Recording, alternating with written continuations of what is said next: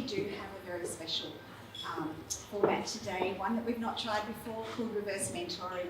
I'm not going to speak too much about it, but I am very excited that we're here to listen to each other and share ideas, and that's what it's all about.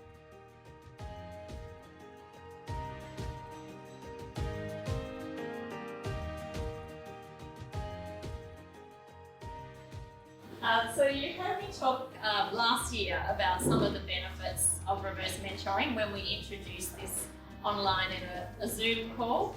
And some of those benefits were to build a learning culture in organisations, to listen to different perspectives, and to close the intergenerational gaps.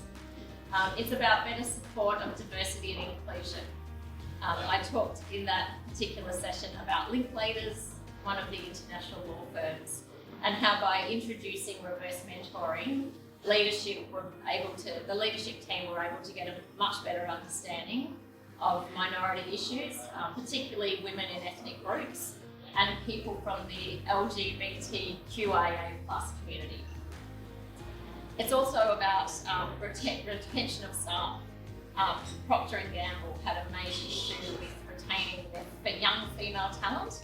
When they introduced reverse mentoring, they found that those retention rates increased dramatically.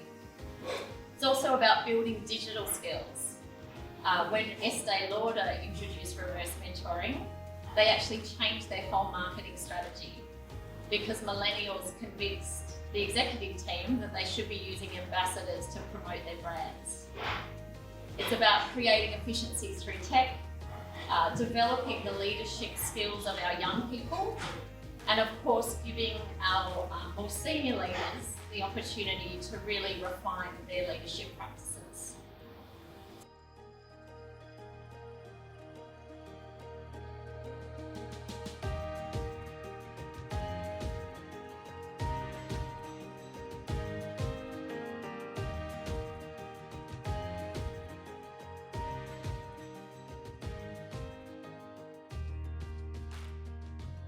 Yeah, I think always be open to any ideas, always treat people well. I mean, that kind of should go without saying, but I don't think it's considered often enough.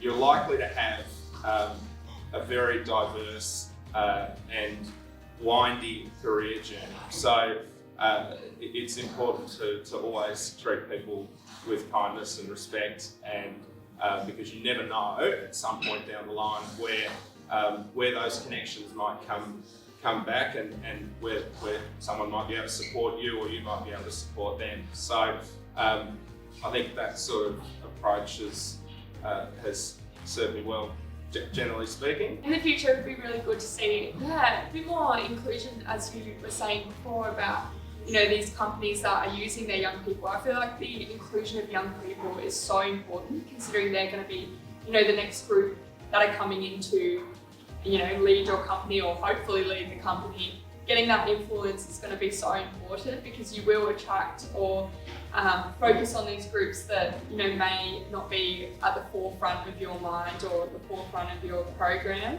And I think that is so important because as we were saying before, the social issues are sort of becoming more and more, like alert, and kids, young people are becoming more alert and being like, this is important to us, so I believe you guys should be a part of that.